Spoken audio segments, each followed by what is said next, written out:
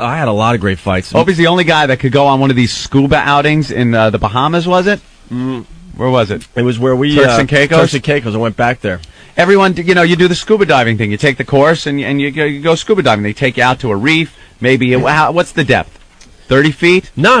50? They take you...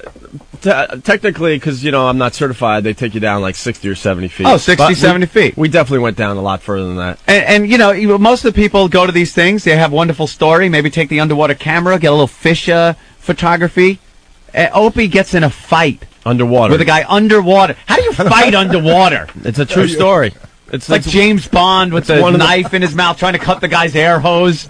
Well, what happened, I was kind of experienced as far as these dives because I was there for a couple weeks, so it was like probably close to my 10th dive. I was still in the men of the Calypso started brawling. Right. I was doing like 2 dives a day. I was really into it, but every time you went out to go for the dive, there was like, quote, newbies. I know I'm not, but I had a few dives under my belt. Newbies. So. Like Hope's going down to the Titanic to pick up some wreckage. I know. Newbies. And they got... The day before, you were in the pool at the resort learning how to breathe through the regulator. Absolutely. You're 100% right. Day 2, look at these newbies. Well, that's the scary part when you go on these resort dives, though. They put you in a pool, and you're feeling real confident stuff, and, it's only 8 feet, and you're underwater, and you're like, wow, I can't believe I'm breathing underwater. This is great. And then you think they might, take you to the next step where maybe they take you out in the ocean a little bit off the shore. Where you would normally do the snorkeling. Yeah, let's take you 20 feet out or whatever, or 30 feet out, okay? Oh, don't have time for that, man. Oh, no, you jump on a boat. You ride for a good hour. You don't even see land anymore. Just away from land for an hour straight at full speed. Yeah, because they're finding the reef. And next thing you know, the next day, you're right. You go from the pool to jumping in this massive ocean. Yeah. Where you're literally only a couple hundred yards from the shelf where it drops down like a mile. Oh, you could look down and see that darkness? Oh, yeah. The scary darkness that the monsters come out of? Oh, yeah. You could not get me to do that. Call me a pussy. Go ahead. Pussy. Yeah.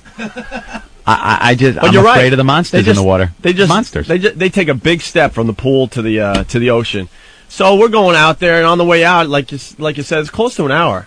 They're going over everything. I love how responsible they are too. The hour that you're driving out is called the booze cruise. not with the. Oh, we got. Get all tanked up and then put the tanks on and get in the water. What was that guy's name? The captain who was like banging the chick on the way back from the booze cruise. Oh, she was like on her knees in front of the captain's console. Yeah. She was blowing the guy. A blowjob on the way. And there was the way back. Oh my God, that is one of the best stories. That was Turks and Caicos too when we went down there for Sam Adams. It's just nothing but drinking and sex. Well, and they say whatever happens on the booze cruise stays on the booze cruise. They come up with that one. They have all these like drinking games on the beach, and everyone gets just completely gone. Most of the people have to be held back on the boat. They're so fucked up, puking. And on the way back, I remember that one guy who was driving the boat was driving extra slow because he was getting head. Yeah. And remember what was going on behind him?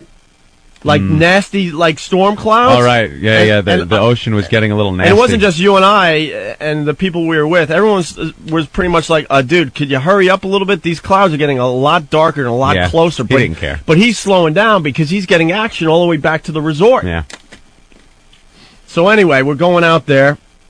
And they're giving instructions and making sure your equipment's okay and what to do if this happens. You really the hand signals. Oh yeah, you gotta listen, right? And there's this French couple, because Turks and Caicos, it's like half French, half English, and half Brazilian. I mean, stupid French. The place rocks actually, as far as Club Med. And this French couple, they're just not listening. And it was just pissing me off. Of course, I do not need to listen. They're not listening. They think they're better than everyone else. Suck it. And everyone's like trying to pay attention. They're speaking in French, so other people aren't even hearing. They're just being a major distraction to everybody. So I take notice, and I'm like, I already hate those two, So you had a problem with them before you even went in the water? Oh yeah, that's. I'm starting to think it was Opie's. No, fault. That's the key to the story.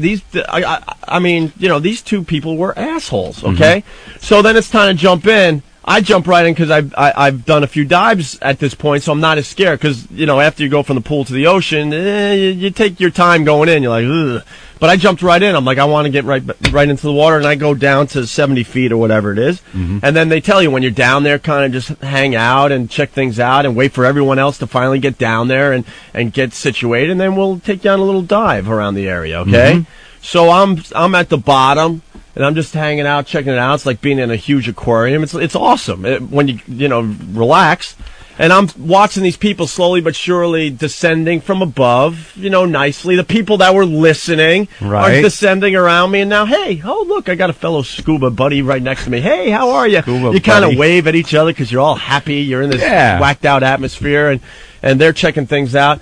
And next thing I know, I look up, and there's the French couple flailing, out of control, coming down way too fast. French bread in their hands. Right. They're on a bicycle with a beret on. This is a true story. Like, out of control. You're supposed to, descend slowly, obviously, because you got to adjust and blah, blah, blah. I could explain why. But they're coming down way too fast. And I'm looking up. I'm like, holy S, this guy's going to land on me. I'm like, no way, right?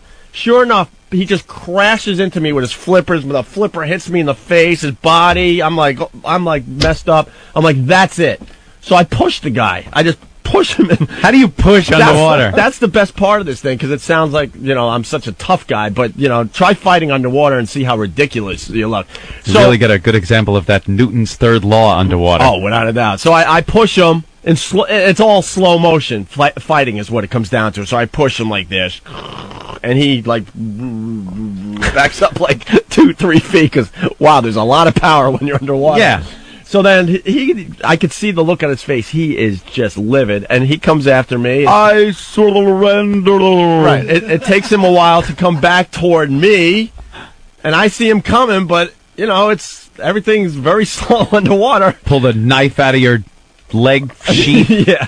So he got him. So he comes back at me and pushes me back. I'm like, that's it. Now we got problems. So I punch him in the face. You swung. Oh, yeah.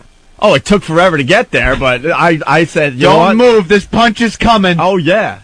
So I punched him in the face and pushed him again, and then we just started fighting and wrestling, and that's when I tried to pull his air hose out. So now attempted murder.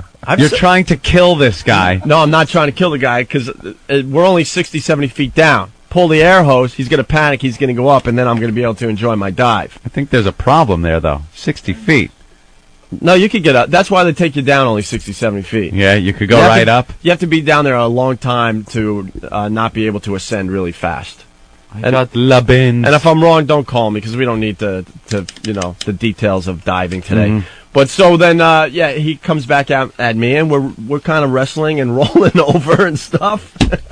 Fighting underwater. It's a true story, man. I can't make this crap up. Only you. And so then the guide comes down, sees there's a problem, and I think to this day the guide just thought we were both kind of just having problems. Having sex? Yeah, really.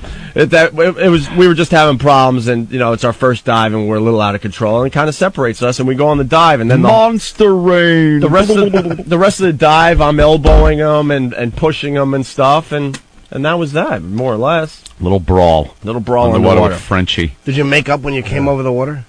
No, then see, he didn't speak English, so we kind of just glared at each other above water. Fighting underwater, see, with me, after the fight's done, I'm fine.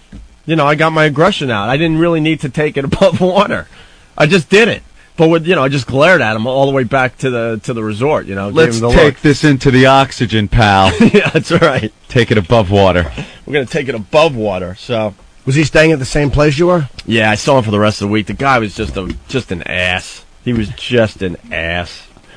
People wondering if you pulled off the Matrix pose underwater. You could have done that. I think it was before the Matrix movies, but you know what? It was very similar. That whole. You could do some cool stuff underwater. Oh yeah. And the skipper's getting blown. There's a groupie for everything in this. Yeah, the skipper on the boat driving back from the booze cruise getting a blowjob. This guy we're ready to get engulfed in a storm. True story. This girl was completely hammered, and the best part about it is because we all took a charter from JFK down to Turks and Caicos. Okay, so you see all these girls saying goodbye to their boyfriends and husbands and all this at JFK, and they all look normal, and they're almost kind of like in their business suits and stuff.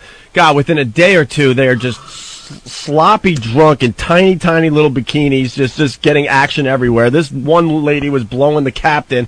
That same lady I watched get back off the plane at JFK and run into the arms of her boyfriend. Like, hi, I had such a good time down there. Big kiss. You know, because all the New Yorkers go down the same flight. Yeah. So, you know, you see them down there, and then you see them when they come back up to New York. Getting salty captain seed all over her boyfriend's face. Oh, this guy rocked. You just know every week he's just, you know, seeing the new talent come into the resort. All the Club Med employees down there, they were all, you know, trying to pick up on chicks. Who was the one trying to pick up on Sandy?